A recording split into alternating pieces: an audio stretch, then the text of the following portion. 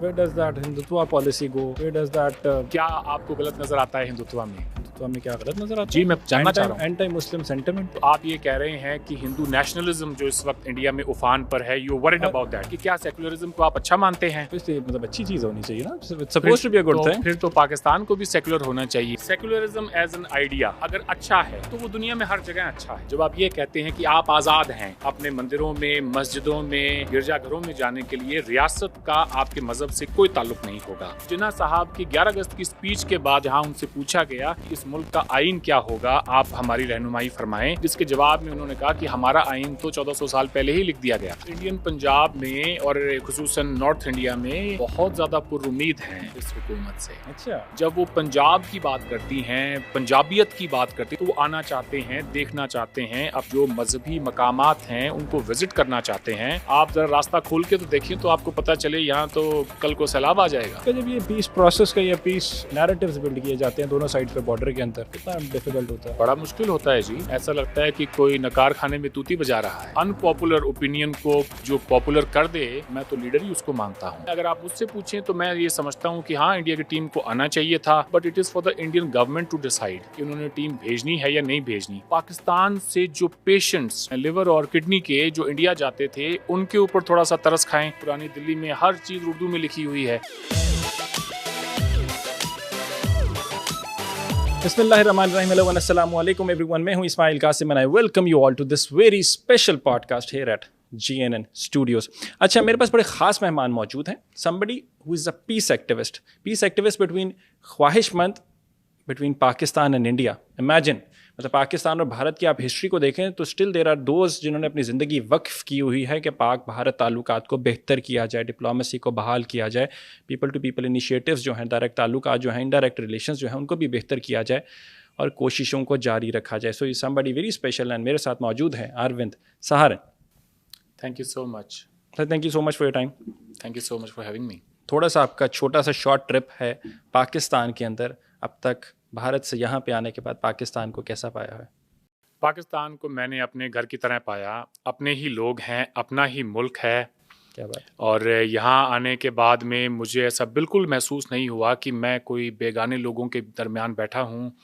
जिस तरह के इवेंट्स यहाँ पर हो रहे हैं, हॉर्स एंड कैटल शो हो रहा है जी पंजाब के अंदर, almost after a gap of 16 years जो मुझे बताया गया है, तो बड़ी एक मुस्बत बात है। मैंने वीडियोस देखे थे किसी ज़माने के अंदर जब प्रेसिडेंट अयूब खान के दौर में horse and cattle show Pakistan में हुआ करता था, और उसमें क्वीन एलिज़ाबेथ भी आई थी, द सेकंड, जो कि अभी किंग चार्ल्स से पहले जो क्वीन थी यूके की, तो वो भी आई थी। और आपके यहाँ से ज़बरदस्त किस्म के जो घोड़े हैं, माल मवेशी है, सबको दिखाया गया था, शोकेस किया जाता था। तो एक बड़ा प्राइड था नेटिव लोगों के अंदर जो गांव देहात से आके और अपने अपने अपने जानवरों को दिखाते थे। तो I am so looking forward to it. मैंने अभी तक वो देखा नहीं है, मैं थोड़ा मसरूफ़ था, पर मैंने कल टाइम निकाल के वहाँ ज़रूर जाना है। लाजमी, यू शुड डेफिनेटली। उसके अलावा फैज़ अहमद फैज़ का फेस्टिवल शुरू होना है जी कल से।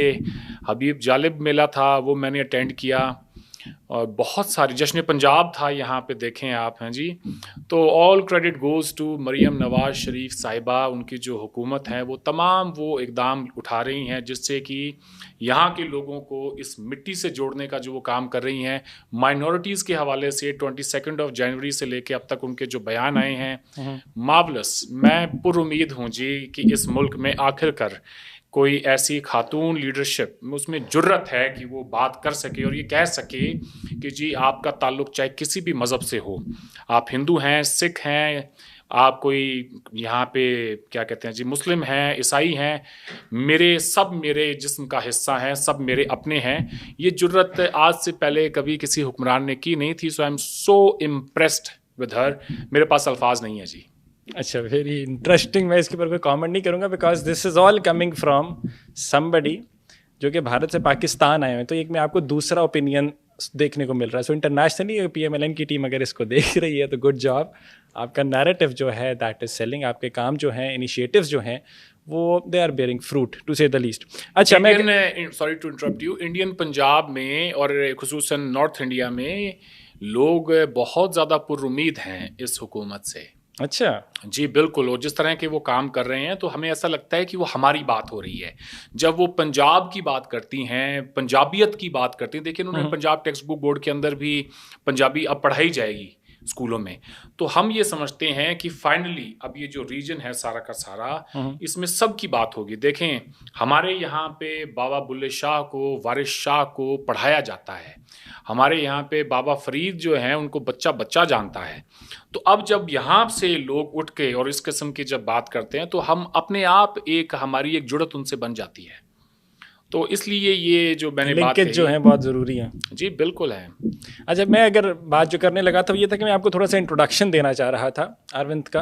अच्छा, पैदाइश हिंदुस्तान की है लेकिन 22 साल से 22 साल जी ऐसा ही 22 साल से न्यूजीलैंड में ये रहे हैं आखिरी। और अगर हम भारत की बात करें तो वहाँ पे राजस्थान सूबे से इनका ताल्लुक है।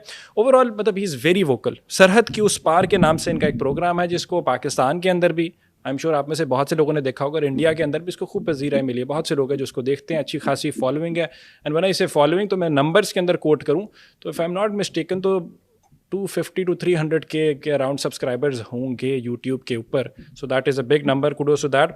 और ओवरऑल जो मैंने इंट्रोडक्शन में मेंशन भी किया कि पाक भारत के जो पीस है, अमन जो है, उसके ख्वाहिशमंद है, उसके ऊपर ज़िंदगी गुजारी है। पाक भारत अमन की अगर हम बात करें तो how much do you think is it important? सबसे पहले तो ये कितनी ज़रूरी है कि अमन हो दोनों ममालिक के अंदर, और क्या पोटेंशियल क्या होगा अगर अमन हो जाए दोनों ममालिक के अंदर? देखिए जी, इससे पहले कि हम मुल्कों की बात करें, अगर मैं किसी से ये पूछूं भाई कितना ज़रूरी है तुम्हारे लिए तुम्हारे हमसाये के साथ में अच्छे ताल्लुकात होना, so it's a no brainer कि हर शख्स ये चाहता है कि उसके हमसाये के साथ उसके अच्छे ताल्लुकात हों। बुरे वक्त में आपका हमसाया ही आपको काम आता है। तो सिमिलरली आप फिर जो हैं मुल्कों को ले लें, तो आप अपने दोस्त जो हैं वो तो आप उनका आप इंतखाब कर सकते हैं, लेकिन हमसायों का नहीं। हमसाये ने आपके साथ ही रहना है, तो बेहतर हो कि आप उनके साथ अच्छे ताल्लुकात से रहें। बात आपने की पोटेंशियल की, इमेंस पोटेंशियल है, क्या कुछ हम हासिल नहीं कर सकते हैं अगर हमारी दोस्ती कोई अगर फ्रूट देती है आने वाले सालों में। पास ही में बॉर्डर है 20 किलोमीटर पर यहाँ से। अब हमारे यहाँ से जो सब्जियाँ हैं आपने देखा होगा पाकिस्तान आई, लेकिन वाया दुबई होकर आई। तो वो चीज़ जो 20-25 रुपए में आपको पाकिस्तान में यहाँ मिल सकती थी, वो दुबई होकर 150 रुपए में आप एंड यूज़र जो है, एक आम गरीब तरीन शख्स जो पहले ही महंगाई के बोझ के तले दबा हुआ है, अगर उसके पास वो चीज़ें उसी कीमत पे पहुंचती है, मैं नहीं समझता किसी को इससे कोई एतराज़ होगा।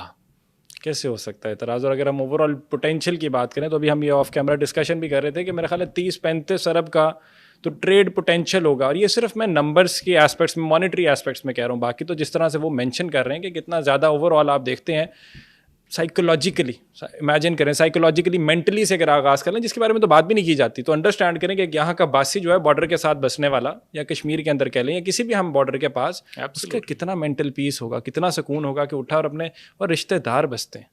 मतलब बहुत सी फैमिलीज़, बहुत से ख़ानदान हैं, मतलब हमारे यहाँ पे इतने ज़्यादा जानने वाले हैं जो कि कह रहे होते हैं कि हाँ मेरा चचा, मामा, ताया, फुप्पा, फलां जो है वो 2 किलोमीटर दूर बैठा हुआ है, लेकिन मैं मिल नहीं सकता। बिल्कुल ऐसा ही है जी। और हमने देखा है करतारपुर साहब कॉरिडोर खुला है जब से, वेरी नाइस, ये कॉरिडोर ऑफ पीस जिसको मैं कहूँगा, इसके अंदर ऐसे ऐसे बुजुर्ग 70-70, 80-80 साल के जो हैं, वो देखें, एक ही माँ के 2 बेटे, एक सिख है, दूसरा मुस्लिम है, कोई हिंदू है, कोई मुस्लिम है, देखें वो आके मिल रहे हैं और गले लग के रो रहे हैं। मैं तो चाहता हूँ कि इस तरह के कॉरिडोर और बनाए जाएं ऑल द वे थ्रू। आप पूरे हिंदुस्तान में जहाँ कहीं भी आपके जो भी कोई रिलीजियस साइट्स हैं, टेम्पल्स हैं, उनको रिस्टोर किया जाए और लोगों को हिंदुस्तान से दावत दी जाए। अब देखें हमारे यहाँ कुंभ का फेस्टिवल हो रहा है, 40 करोड़ लोगों ने वो फेस्टिवल अटेंड करना है इस 1 महीने में।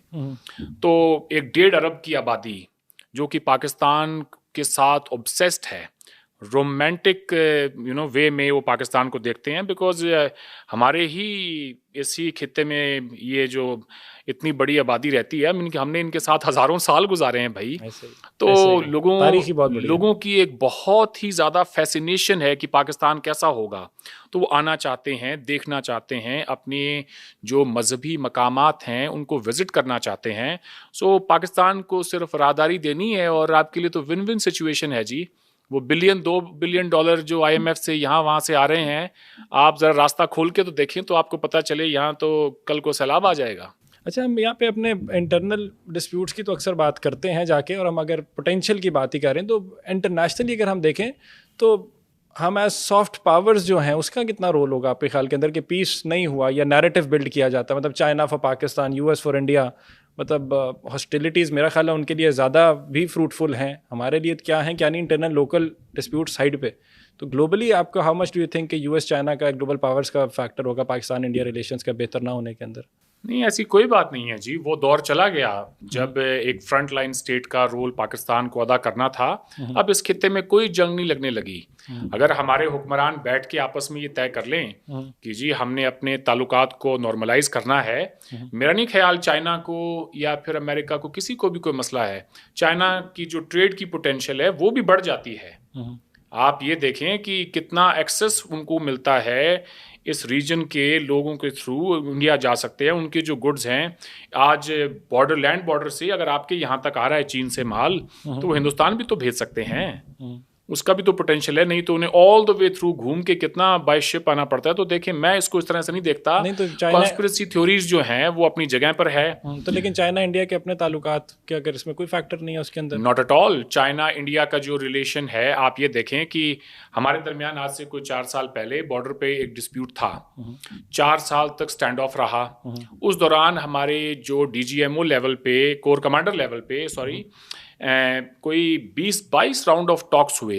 हमारी डिप्लोमेसी भी उस दौरान होती रही और फाइनली जो है हमने टेबल पर बैठ के अपने तमाम जो इश्यूज थे उनको हल किया, एटलीस्ट वो उस स्टैंड ऑफ को जो है रिजॉल्व करने के लिए। लेकिन हमने अपनी ट्रेड नहीं रोकी। हमारी ट्रेड बदस्तूर जारी थी, बावजूद कि हमारे दरमियान एक मिलिट्री स्टैंड ऑफ था। ठीक है। तो उससे हिंदुस्तान को भी फायदा था, चाइना को भी फायदा था। तो यही मॉडल हर कोई यहाँ पे पाकिस्तान के अंदर भी यही बात कर रहा है कि भाई इंडिया को, चाइना को ले लें, उनका भी एक इशू है, बट उनकी ट्रेड नहीं रुकी, उनका पीपल टू पीपल कनेक्शन नहीं रुका। वो सब कुछ कर रहे हैं जो कि दो हमसायों में होना चाहिए। लोग आ रहे हैं, जा रहे हैं, ट्रेड हो रही है, बिजनेसेस चल रहे हैं, फैक्ट्रियां चल रही हैं, रॉ मटेरियल चाइना से इंडिया आ रहा है, इंडिया से चाइना जा रहा है। और अब वो चीज़ें जब आपकी चल रही होती ना, तो फिर प्रेशर पड़ता है हुकूमतों के ऊपर भी, क्योंकि जब आपके जो खुद के जो कमर्शियल इंटरेस्ट जुड़े हों किसी चीज़ से, फाइनेंशियल आपके उसमें इंटरेस्ट हों, तो फिर आपको मसले को हल करना पड़ता है टेबल पे बैठ के। फिर आप जंग के बारे में नहीं सोचते हैं। अब थोड़ा पुराना हो गया जंग के बारे में सोचने वाला काम शायद, और दुनिया तो बहुत ज़्यादा इकोनॉमिक वॉरफेयर का ज़माना वो इकोनॉमिक वॉरफेयर करते बंदा अच्छा भी लगे शायद। बिल्कुल। और मतलब इनफ ऑफ दैट जो कि पहले चलता आया ओवरऑल। लेकिन अगर अच्छा वैसे अगर अपने फॉर माई अंडरस्टैंडिंग, अगर हमने कहा कि चाइना इंडिया का बिल्कुल भी या ग्लोबली पावर्स का रोल नहीं होता, तो अगर हम US की साउथ एशियन पॉलिसी को अगर हल्का सा उसको टच करने की कोशिश करें, तो containment of China wasn't that one aspect of it कि इसके अंदर इस रीजन के लिए US की इतनी इंपॉर्टेंस थी, तो अगर उसने कंटेन ही नहीं करना, ऑल्दो जो हमने पहले बात की कि रिस्पेक्टिव ऑफ द फैक्ट के दोनों राइजिंग पावर्स थी और US being the sole super leader of the world 90s के ऑनवर्ड्स, फिर भी वो उनकी ट्रेड जो थी वो एक दूसरे के साथ सबसे ज़्यादा थी नंबर्स के अंदर। आज भी है। तो लेकिन फिर भी तो कंटेनमेंट ऑफ चाइना के लिए वो ज़रूरी नहीं था। कंटेनमेंट ऑफ चाइना का ये हरगिज मतलब नहीं कि आप चाइना को कंटेन करने के लिए, वन एस्पेक्ट है कि आप उस मुल्क के साथ अपने ट्रेड के ताल्लुकात ही खत्म कर लें। अगर हिंदुस्तान से इस तरह का मुतालबा अमेरिका करता है, तो फिर हिंदुस्तान भी तो कह सकता है कि आपकी ट्रेड जो $500-600 बिलियन है, आप क्यों नहीं बंद कर देते पहले? मतलब हमारे आवाम भूखे मरें, ये क्या बात हुई? ये तो कोई नहीं करता जी, ये कोई नहीं करता। ठीक है, जियोपॉलिटिकल इश्यूज होते हैं कुछ, लेकिन नॉट टू एन एक्सटेंट। हमारे जो लीडर्स हैं इससे पहले बैठे हैं, और जब भी बैठे हैं उन्होंने आपस में जो डिक्लेरेशन साइन किए हैं, तो हमें किसी ने नहीं रोका था। आपका जब ये पीस प्रोसेस का या पीस एक्टिविज्म जब आपका चलता है, तो कितना प्रॉब्लम होता है? मतलब कि जो आपके नैरेटिव्स बिल्ड किए जाते हैं दोनों साइड्स पे बॉर्डर के अंदर, उनको काउंटर करना, हैंडल करना और अपना पॉइंट पुट फॉरवर्ड करना कि भाई पीस अगर हो तो शायद ज़्यादा बेहतर हो, फ्रूटफुल हो दोनों ममालिक के लिए, कितना डिफिकल्ट होता है? बड़ा मुश्किल होता है जी। ऐसा लगता है कि कोई नकार खाने में तूती बजा रहा है, उतना ही मुश्किल है। लेकिन देखें, मैं एक अनपॉपुलर ओपिनियन को जो पॉपुलर कर दे, मैं तो लीडर ही उसको मानता हूँ। मसलन आप महात्मा गांधी को ले लें। आज से 100 साल पहले इसी दौर में first world war, second world war, उस टाइम पे कौन पीस की बात करता था? But he was the sole man. उन्होंने ये बात कही कि हमें इस दौर के अंदर भी, हालांकि वो बड़ी एक अनपॉपुलर किस्म की बात थी पीस और नॉन वायलेंस की, but he popularised that idea. और उसी की बदौलत है कि आज दुनिया के 100 से ज़्यादा अगर आप ममालिक में देखें तो गांधी जी के स्टैचूज़ हैं, और वो वहाँ की जो टेक्स्ट बुक्स हैं उनका वो हिस्सा है। आप 10-12 साल के बच्चे को उठा के पूछें तो वो जानता है उनके बारे में। तो लीडर वही है जी, दुनिया उसी को याद रखती है जो अनपॉपुलर बात को पॉपुलर बना दे। तो यानी आपके एफर्ट जो हैं वो डिफ़िकल्ट ज़रूर हैं, लेकिन उनको कंटिन्यू रखना ही एब्सोल्युटली मकसद है। ओवरऑल अगर हम देखें, अगर हम डिप्लोमेसी की बात करते हैं जाके, जो कि शायद is the only way forward, उसके अंदर अगर हम देखें तो हाउ सरप्राइज्ड वर यू कि इंडिया की टीम नहीं आई, and secondly how did you take that के Indian team refuse to come to Pakistan, ये टेकिन अभी चैम्पियंस ट्रॉफी हो रही है। तो मतलब 2009 में we were struck by terrorist attack, तो उस टाइम अंडरस्टैंडेबल था कि पूरी दुनिया जो थी स्केप्टिकल थी, ठीक है, and we were fighting a war, मतलब प्रॉब्लम्स थी, but we did that, we overcame that. तो उसके बाद तो आके इंटरनेशनल हर टीम यहाँ पे आ गई, सीरीज़ हुई, बायलैटरल सीरीज़ हुई, अब तो ट्राई नेशन टूर्नामेंट्स चल रहे हैं, एशिया कप हुआ, चैम्पियंस ट्रॉफी हुई। तो पॉलिटिकली जो आपका सेंटिमेंट था उसकी वजह से स्पोर्ट्स अफेक्ट हुई। तो डू यू थिंक कि इनको अलग होना चाहिए, and how did you take that? देखें, एक ज़ाती लेवल पे अगर आप मुझसे पूछें तो मैं ये ज़रूर चाहूँगा, और शायद हिंदुस्तान के और पाकिस्तान के लोग बड़ा इंतज़ार कर रहे हैं कि कब हमारा इसी चैम्पियंस ट्रॉफी में टाकरा होगा। एक बड़ा, एक हाई प्रोफाइल किस्म का मैच होता है, सबकी नज़रें होती हैं उसके ऊपर, इर्रेस्पेक्टिव ऑफ हम जहाँ भी खेलें। ऐसा ही है। हाँ जी, लेकिन अगर आप मुझसे पूछें तो मैं ये समझता हूँ कि हाँ, इंडिया की टीम को आना चाहिए था, but it is for the Indian government to decide कि उन्होंने टीम भेजनी है या नहीं भेजनी। उनका कहना ये है कि हमारे डिप्लोमेटिक रिलेशंस जो हैं वो स्टॉल हुए पड़े हैं अब तक, जब तक उस फ्रंट पे कुछ नहीं होता तब तक फिर आगे हम कैसे बात करें। देखिए जी, मेरे नज़दीक क्रिकेट टीम से ज़्यादा इम्पोर्टेंट ये है कि हम अपने हाई कमिश्नर्स को रीअपॉइंट करें, हम जो हैं वीज़ा पॉलिसी को रिलैक्स करें, हम ट्रेड को स्टार्ट करें, पाकिस्तान से जो पेशेंट्स ट्रीटमेंट के लिए लिवर और किडनी के जो इंडिया जाते थे उनके ऊपर थोड़ा सा तरस खाएं कि उनको सस्ता इलाज अगर कहीं मिलेगा तो यहाँ से ट्रेन पकड़ के या बस पकड़ के दिल्ली जाते हैं। वहाँ उन्हें पता होता है कि पुरानी दिल्ली में हर चीज़ उर्दू में लिखी हुई है। हमारे यहाँ किसी भी सड़क का अगर आप नाम देखेंगे तो इंग्लिश, हिंदी, पंजाबी और उर्दू में होता है। तो बंदे को ऐसा लगता है कि मैं अपने ही घर में हूँ। और पुरानी दिल्ली में एक बहुत बड़ी आबादी मुस्लिम्स की भी है। वो जामा मस्जिद जाते हैं, उसके आसपास कहीं पे उनको रिहाइशगाह मिल जाती है, वहाँ से उन्हें कोई ना कोई हॉस्पिटल लेके जाता है। तो think about all those people who are suffering. इलाज के लिए वो आज अफगानिस्तान तो खैर क्या किसी ने जाना है, क्या वहाँ इलाज होगा? ईरान किसी ने क्या जाना, ना किसी को ज़बान आती। और चाइना में भी ऐसा ही फैक्टर है, बहुत दूर है और अगेन लैंग्वेज प्रॉब्लम है। तो हिंदुस्तान जो है वो एक नेचुरल एक ऐसा मुल्क था जहाँ पे लोग ट्रीटमेंट के लिए जाते थे। तो मेरे नज़दीक बड़ा इंपॉर्टेंट है कि आवाम को एजुकेट किया जाए कि हमारे डिप्लोमेटिक रिलेशंस इस वक्त नॉर्मलाइज नहीं है, उसका नुकसान किसे हो रहा है।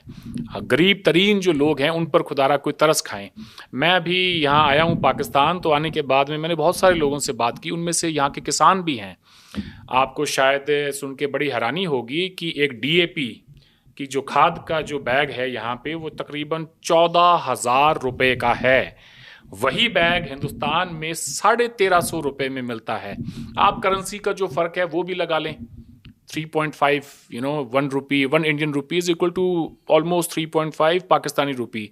अगर ये देखें तो फिर भी वो 4,500-5 हज़ार से ज़्यादा नहीं होना चाहिए। 14,000 बहुत ज़्यादा है और किसान बड़े परेशान है। वो ये कह रहे हैं कि इस इतनी ज़्यादा महंगी खाद में हमारी फसल क्या होगी, हमारी इनकम क्या होगी, खाद ही इतनी महंगी है। मुस्लिम्स की अगर आपने ओवरऑल बात की है कि यहाँ से वहाँ जाना चाहिए, तो नहीं, मैं कह रहा हूँ ट्रीटमेंट, मैं पेशेंट्स की बात करूँ, मुस्लिम्स की बात नहीं कर रहा। जी जी, absolutely, correction of words, treatment के लिए जाना चाहिए, मुस्लिम्स के जाना चाहिए। तो अगर हम उधर के पॉलिटिकल के जो इंडियन बेस्ड मुस्लिम्स हैं उनका अगर हम पॉलिटिकल लैंडस्केप को अंडरस्टैंड करने की कोशिश करें, how much do you think has that change during the last decade? देखिए, इंडियन मुस्लिम्स जो हैं अब वो रियलाइज़ कर रहे हैं काफ़ी हद तक कि पहले जिस तरह की एक अपीजमेंट की पॉलिसी हुआ करती थी मसलन पहले की जो गवर्नमेंट्स थी वो कुछ हद तक कंसेशन देती थी उनको। अब लोग ये कहते हैं कि come on the equal level, आप साथ में आएँ और मिलके सोसाइटी का पार्ट बन के और साथ में फिर आप अपना स्ट्रगल करें जैसे बाकी लोग कर रहे हैं। तो मेरा नहीं ख्याल कि कोई लैंडस्केप चेंज हुई है। इसी रीसेंट इलेक्शन में अगर आप देखें, हमारे यहाँ से ऐसे ऐसे मुस्लिम कैंडिडेट्स जीत कर आए हैं, नौजवान, उनको वोट डालने वाले कुछ सारे ही उस कॉन्स्टिट्यूएंसीज में मुस्लिम नहीं हैं, हिंदूज भी हैं। अगर आप एक सेक्युलर इंडिया की इमेज के साथ में जाते हैं, इलेक्शन कंटेस्ट करते हैं, तो इकरा हसन चौधरी हैं, उसके बाद इमरान प्रतापगढ़ी हैं, बहुत सारे नौजवान हैं मुस्लिम्स जो जीत कर आए हैं इलेक्शन। तो मसले मसाइल, मैं ये भी हरगिज़ ये नहीं कह रहा कि है नहीं, हर सोसाइटी में कहीं ना कहीं पे कुछ फ्रिक्शंस होते हैं, मगर वो आपको अमेरिका में भी देखने को मिलेंगे, वो पाकिस्तान में भी देखने को मिलेंगे, वो इंडिया में भी हैं। मगर कम से कम ये है कि हमारा जो कॉन्स्टिट्यूशन है वो किसी में किसी भी किस्म का कोई फ़र्क नहीं रखता, आप हिंदू हैं, मुस्लिम हैं, कोई भी आपका मजहब हो, you are an equal citizen as per the constitution of India. तो व्हाट मैटर्स इज कि कल को उसी हिंदुस्तान के अंदर ये गुंजाइश है। मसलन अगर मैं यहाँ आपसे पूछूं पाकिस्तान के सबसे अमीर तरीन शख्स कौन है, आपकी नज़र में कौन होंगे, यहाँ का वेल्थीएस्ट पर्सन कौन होगा? लिटरल टर्म्स के अंदर फाइनेंशियली सबसे अमीर पैसे वाला कौन बंदा है? I am not sure about that. मैंने नाम सुना है मियां मनशा का, कि जी वो पाकिस्तान के सबसे अमीर इंसान हैं। तो उनकी नेटवर्थ अगर आप देखें and compare that with the net worth of Azim Premji, तो वो डबल ट्रिपल है। तो अजीम प्रेम जी इज़ अ मुस्लिम। हमारे यहाँ पे अगर आप में काबिलियत है तो आप हर जगह पर एक्सेल करेंगे। And similarly is the case with Pakistan as well. मसला जो है वो कोई मुसलमान का या उसका नहीं है, मसला है कि it is between the haves and the have nots. जिनके पास में ये कहें अच्छी एजुकेशन है, जो लोग आगे एक्सेल कर रहे हैं लाइफ में, पैसा कमा रहे हैं, वो वहाँ भी मौज में है, वो यहाँ भी मौज में है। और जिसके पास में नहीं है, सोसाइटी का है, वो हर जगह पे जिल्लत और रुसवाई की जिंदगी बिता रहा है जी। शाहरुख खान, मैं थोड़ी सी एक मिसाल और दे दूं, शाहरुख खान अगर कोई सुपरस्टार है और दुनिया का सेकंड रिचेस्ट एक आर्टिस्ट है या एक एक्टर है, तो वो कोई मुसलमानों की वजह से तो नहीं है। ये उसी हिंदुस्तान की अजमत है कि वो उसमें गुंजाइश है कि आप शाहरुख खान, सलमान खान, आमिर खान हो सकते हैं और इस मुल्क के 100 करोड़ हिंदुओं के भी आप हीरो हो सकते हैं। ठीक है, इंटरेस्टिंग। लेकिन उसके अंदर फिर where does that Hindutva policy go, where does that, क्या आपको गलत नजर आता है हिंदुत्व में? हिंदुत्व में क्या गलत नजर आता है? जी मैं जानना चाह रहा हूं। Anti Muslim sentiment. ओके, तो आप ये कह रहे हैं कि हिंदू नेशनलिज्म जो इस वक्त इंडिया में उफान पर है, you worried about that? I am not worried about that, I am worried about जो कि सेकुलर इंडिया का इमेज था वो जो खत्म हुआ, I am worried about that. अच्छा, ठीक है। तो आप आई डिड नॉट लाइक जी दैट। जी मैं समझ गया, ठीक है। तो आप ये कह रहे हैं कि इंडिया की जो सेक्युलर इमेज है उसको नुकसान पहुंच रहा है। ये बात आपकी बिल्कुल ठीक है। आप सेकुलरिज्म को किस तरह से देखते हैं? क्या वो एक अच्छी चीज है? क्या अच्छी चीज है? मैं पूछ रहा हूं आपसे कि क्या सेकुलरिज्म को आप अच्छा मानते हैं?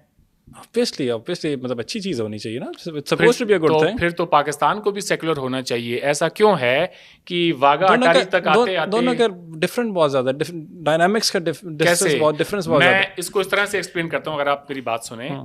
सेकुलरिज्म एज एन आइडिया अगर अच्छा है तो वो दुनिया में हर जगह अच्छा है। ये नहीं कह सकते कि जी जैसे ही आप अटारी क्रॉस करेंगे, पाकिस्तान में दाखिल होंगे, तो सेकुलरिज्म जो है it is going to be a dirty word.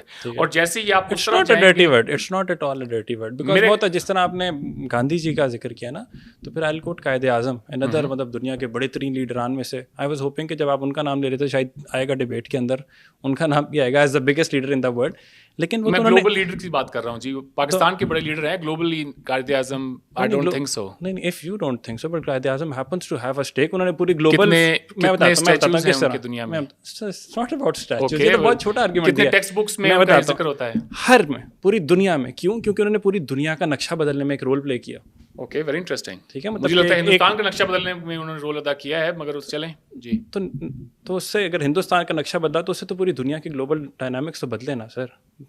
ठीक है, अच्छा आपका परसेप्शन है जी, ठीक है। अच्छा, और तो ही सेल्फ स्टेटेड, उन्होंने बड़ा क्लियरली कहा, you are free to go to your temples, you are free to go to your mosque, do whatever that you want to do, it has nothing to do with the state. तुम्हारा मजहब जो है, उन्होंने initially clearly mention किया। हाँ, 11 अगस्त की उनकी बड़ी एक फेमस स्पीच है। तो वो एक अच्छी स्पीच थी। तो मेरा उस स्पीच को एक्शन में अगर वो कर देते और कॉन्स्टिट्यूशन को सेकुलर बना देते, जब आप ये कहते हैं, मेरी बात जरा गौर से सुनिएगा, जब आप ये कहते हैं कि आप आज़ाद हैं अपने मंदिरों में, मस्जिदों में, गिरजाघरों में जाने के लिए, रियासत का आपके मजहब से कोई ताल्लुक नहीं होगा, तो इसका मतलब आप ये कह रहे हैं कि आप स्टेट को रिलीजन से सेपरेट कर रहे हैं। The moment you do that, then Pakistan जो है, फिर वो सवाल अगला ये होता है कि फिर तो पाकिस्तान को एक सेकुलर स्टेट होना चाहिए था।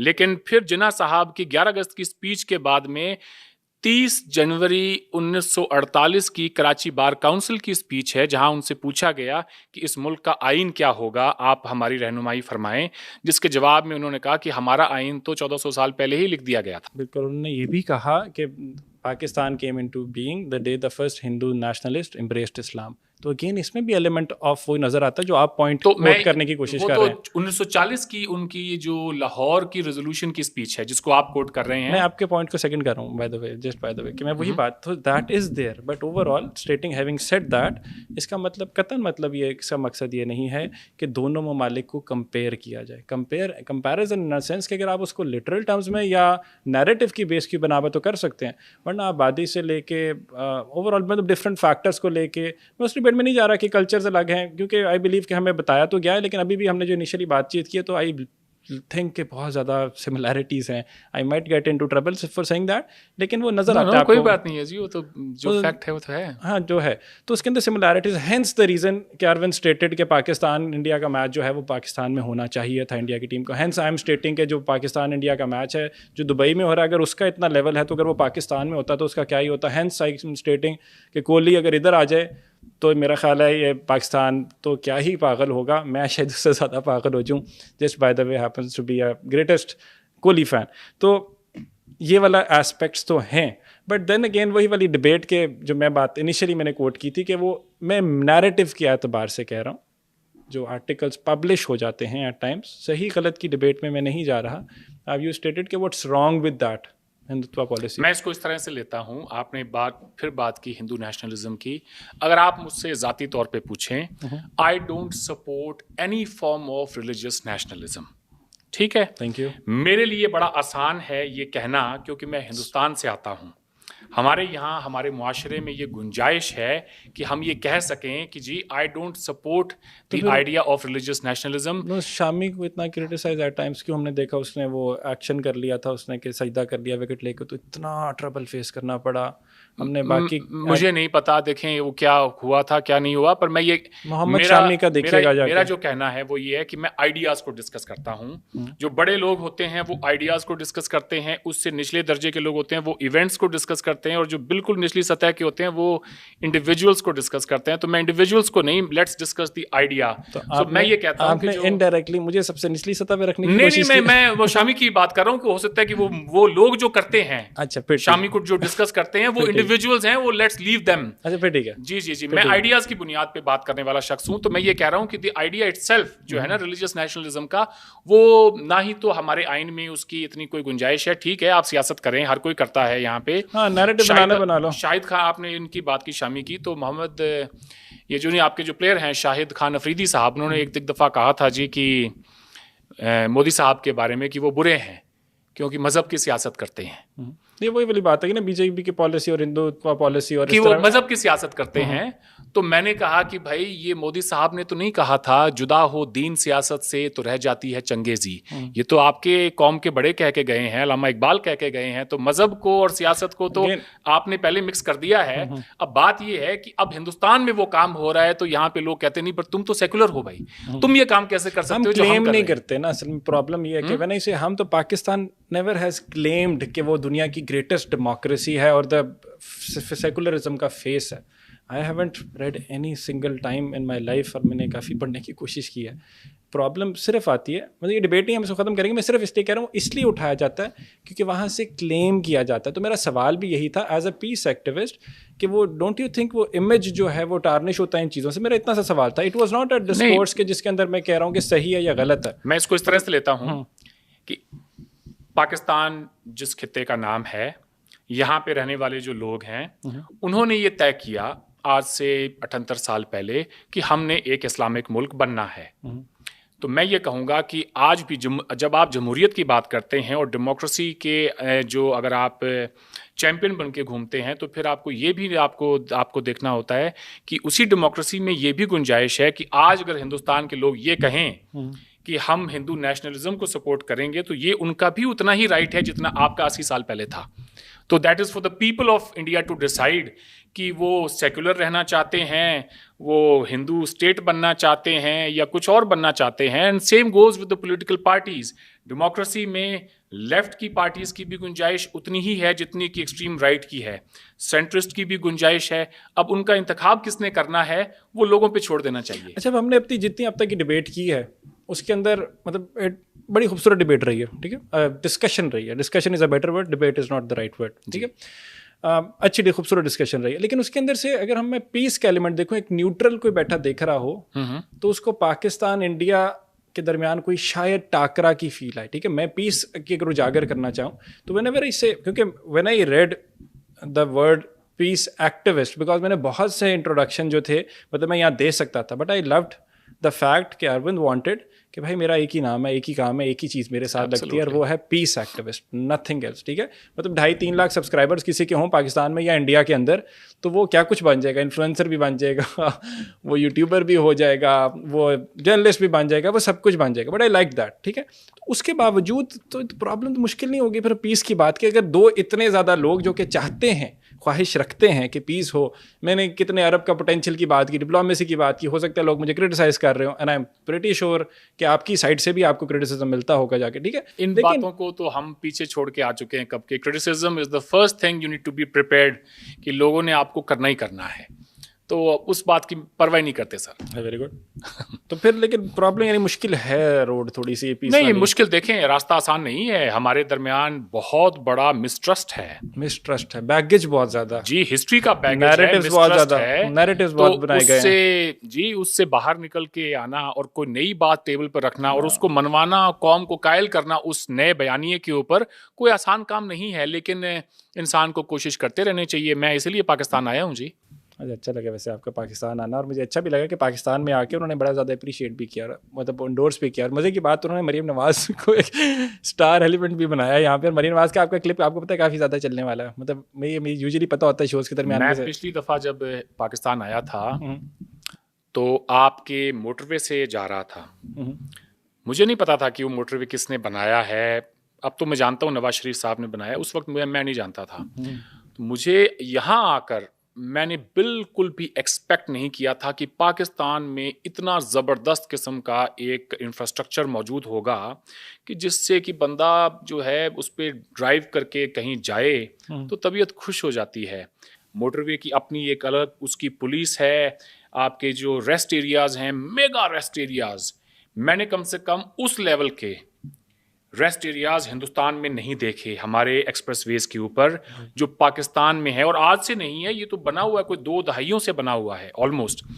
तो I was amazed by it and I wanted to basically अपनी तरफ से मैं खराज तहसीन पेश करना चाह रहा था कि ये जिस किसी ने भी इसको इन्विजन किया था कि जी हमें इस तरह का इंफ्रास्ट्रक्चर डेवलप करना है, तो बाद में it just happen to be कि वो बड़ा वायरल हो गया, बिकॉज नवाज शरीफ साहब के जो सपोर्टर्स थे उन्हें लगा कि भाई ये देखें हिंदुस्तानी कोई आके और इसने कोई बात कही है।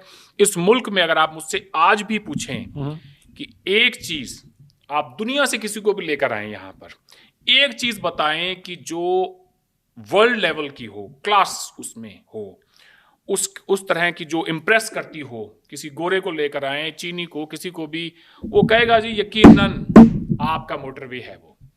और इतना ज़बरदस्त है, हर थोड़ी थोड़ी जगह में स्पीड कैमरास लगे हुए हैं, वैन्स लगी हुई हैं स्पीड कैप्चर करने के लिए। कोई शख्स अगर ये समझता है कि वो ओवर स्पीडिंग करके इस मोटरवे से बच जाएगा, मेरा नहीं ख्याल।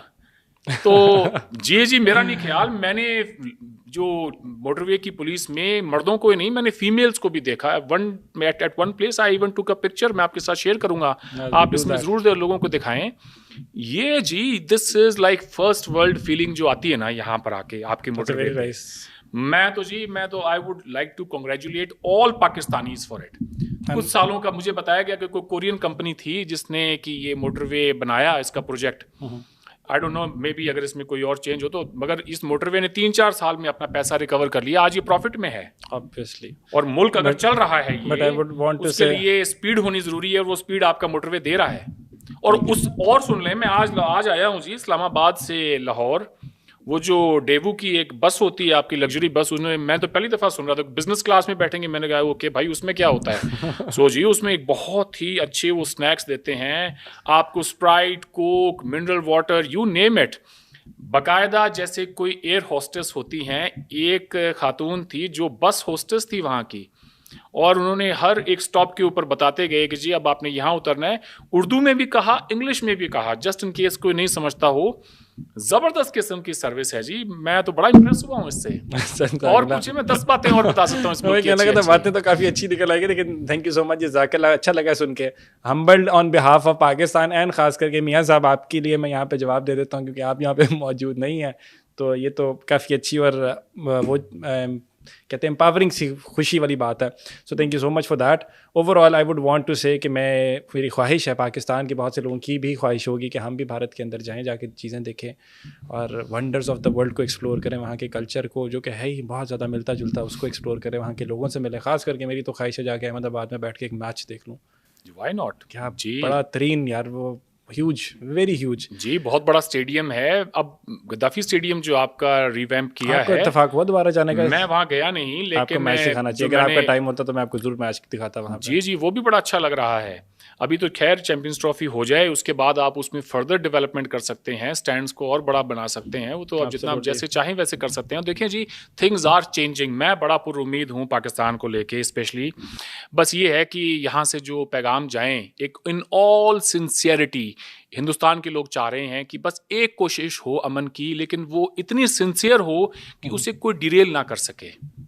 आपके आर्मी चीफ ने अभी 2 महीने पहले मरगला सिक्योरिटी डायलॉग में ये बात कही कि वो हिंदुस्तान से अच्छे ताल्लुकात चाहते हैं, वो रीसेट करना चाहते हैं टाइज को। ये बड़ी ये खुशाइन बात है, इसको आप लोगों को ज़्यादा से ज़्यादा प्रमोट किया जाना चाहिए आपकी सतह पे। तो I think through this podcast that is what we have done. Arvind को लाने का मकसद जो था वो यही था, बेहतरी, उम्मीद, ख्वाहिश and peace between these two bordering nations, because we have had hostility for way too long, and I think it will be fruitful for both the countries, both the people of the country and the lower middle जो हमारे strata of the society है, ख़ास करके उनके लिए, कि दोनों ममालिक के ताल्लुकात बेहतर हों, बातचीत हो, डिप्लोमेसी हो, खेल कूद हो और मोहब्बतें बांटी जाएं। Thank you so much Arvind for your time. This was one wonderful discussion. जी, आपका बहुत बहुत शुक्रिया। जाने से पहले मेरे कंक्लूडिंग थॉट्स भी ले लें आप। मैं वही इसीलिए आपके ऊपर थ्रो किया मैंने कि this is your time, your space. जी, तो मैंने जैसे पहले कहा, देखें हमारे पास हिस्ट्री का एक बहुत बड़ा बैगेज है, बेशक बहुत डीप रूटेड हमारा मिसट्रस्ट है। उसको दूर करने का एक ही तरीका है कि हम ये तय कर लें कि हमने माजी को बिल्कुल भी नहीं उस पर बात करनी। माजी के जख्मों को कुरेदेंगे तो उसमें से कुछ भी निकल के नहीं आना, सिर्फ दर्द होगा, दर्द ही होगा, और उसमें से कोई मुस्बत बात ना ही तो आज तक निकल के आई है, ना ही आगे निकलेगी, नहीं निकल सकती। तो अगर आप चाहते हैं कि जी इस खित्ते के अंदर खुशहाली आए, हर घर में लोग प्रॉस्पर हों, लोगों के पास अच्छी एजुकेशन हो, हेल्थ हो, जॉब्स हों, खोल दें पाकिस्तान जो है। Let the people of Pakistan explore this world and let the people of this world explore Pakistan. वो घर जिसके खिड़की दरवाजे बंद हों, उसके अंदर से फिर बदबू आने लगती है, और जिस घर के खिड़की दरवाजे खुले होते हैं उसके अंदर ताज़ा हवा आती है, लोगों की सेहत के लिए भी अच्छी होती है। मेरी तो ये ख्वाहिश है कि हिंदुस्तान से करोड़ों की तादाद में लोग पाकिस्तान टूरिज़्म के लिए आएँ, हमारे यहाँ मजहबी मकामात जो हैं उन्हें देखने के लिए आएँ। पाकिस्तान के अंदर जी मैंने देखे हैं बहुत सारे, और मैंने लगा था कि नॉर्थ में ट्रेवल किया जी मैं इस्लामाबाद गया, टेक्सिला गया हूँ जी। इतनी ज़बरदस्त किस्म की आपके पास वहाँ पे बुद्धिज़्म की साइट्स हैं, स्तूपास बने हुए हैं, माइंड ब्लोइंग। दुनिया में क्या कोई शख्स है जो ये कह सकता है कि जी मैं बुद्धा से प्यार नहीं करता? कौन है इस दुनिया के अंदर? आप कहीं भी चले जाएं, लेंथ एंड ब्रेड्थ पूरी दुनिया में, हर शख्स ये कहता है कि बुद्धा से बड़ी मोहब्बत है। तो वो बुद्धा है जो हमें जोड़ सकते हैं, वो बाबा नानक है जो हमें जोड़ सकते हैं। हम लोगों को चाहिए कि हम उस एरिया को थोड़ा सा एक्सप्लोर तो करके देखें, उस रास्ते पर हम जाने की कोशिश तो करें और फिर देखें कि उसके फ़ायदे कितने होंगे। पाकिस्तान के अंदर आज इतना ज़्यादा टूरिज्म का पोटेंशियल मैं देख रहा हूँ। मेरा तो अगर बस चले तो मैं कोई टूरिज्म के लिए यहाँ पे कंपनी खोलने के लिए तैयार हूँ। लोगों को लेके आना चाहूँगा। इतना मेरा दिल रोया है जब मैंने जाके टेक्सला में देखा, हम ही थे वहाँ पे और कोई था ही नहीं। और वो एक इतनी खूबसूरत जगह है जहाँ से आप मिलियंस नहीं बिलियंस ऑफ डॉलर्स जनरेट कर सकते हैं। तो थोड़ा सा अपने मुल्क को घूमें फिरें, थोड़ा सा देखें। लाहौर का म्यूज़ियम ज़रूर देखें। आप गए हैं वैसे लाहौर म्यूज़ियम में? बेशक, लाहौर म्यूज़ियम के अंदर जाने के अलावा लाहौर म्यूज़ियम के साथ अगर आप चले जाएं तो आप बाकी गिरदोनवाह के अंदर घूमें तो आपको तारीख नज़र आएगी, आपको वहाँ पे आपको अपनी रूट्स नज़र आएंगी, आपको सुकून नज़र आएगा और आपको मतलब कहानियाँ नज़र आएंगी। बड़ा मज़ा आपको पता चलेगा कि पाकिस्तान बनने से पहले भी यहाँ कुछ था, यहाँ इस मिट्टी की तारीख थी। तो मैं तो ये कहता हूँ जी, हमारे मेले सांझे हैं, सांझे हमारे पीर फकीर हैं, त्योहार हमारे सांझे हैं, तो फिर ये कड़वाहट क्यों? बिल्कुल, मेरा ख्याल इसी नोट पे एंड करेंगे कि फिर ये कड़वाहट क्यों। क्या बात है, खूबसूरत। जज़ाकल्लाह sir, thank you so much. बहुत बहुत अच्छा वक्त गुजरा आपके साथ, बहुत अच्छा लगा। आप आए पाकिस्तान के अंदर, पाकिस्तान दोबारा भी आए, आप तो आते रहते हैं, फ्रीक्वेंट विजिटर हैं। अगली दफ़ा जब अरविंद यहाँ पे होंगे तो आई विल इंश्योर कि अरविंद के साथ कोई शायद हम ट्रैवल व्लॉग शूट कर सकें, कुछ इंटरेस्टिंग सी चीज़ निकालने की कोशिश करेंगे। एंड मैं आपको नॉर्थ में लेके जाने की कोशिश करूँगा। नॉर्थ की जब मैं बात करता हूँ तो टेक्सला तो येस वन एस्पेक्ट, बट यहाँ पे मिलियंस ऑफ बिलियंस ऑफ और पोटेंशियल है वो अगर आप थोड़ा सा और ऊपर चले जाएं। बाकी रश लेके जाऊँगा इनको, ट्रैकिंग का शौक है, ट्रैवलिंग का, तो आपको ज़रूर लेके जाएंगे। मुझे इस्माइल कासिम को इजाज़त दीजिए। कमेंट सेक्शन के अंदर अपने दिल और दिमाग को साफ़ करके both sides of the border, because हमारी व्यूअरशिप जो है पाकिस्तान में भी है, इंडिया के अंदर भी है, तो दोनों भाई बहन जो हमारे देख रहे हैं, हिस्ट्री को क्या पढ़ाया गया, क्या बताया गया, उसको छोड़कर आने वाली नस्लों का सोचें, मुस्तकबिल का सोचें, दुनिया से यूनिटी के साथ मुकाबला करने का सोचें। इस्माइल कासिम को इजाज़त दीजिए, अपना बहुत सारा ख्याल रखें।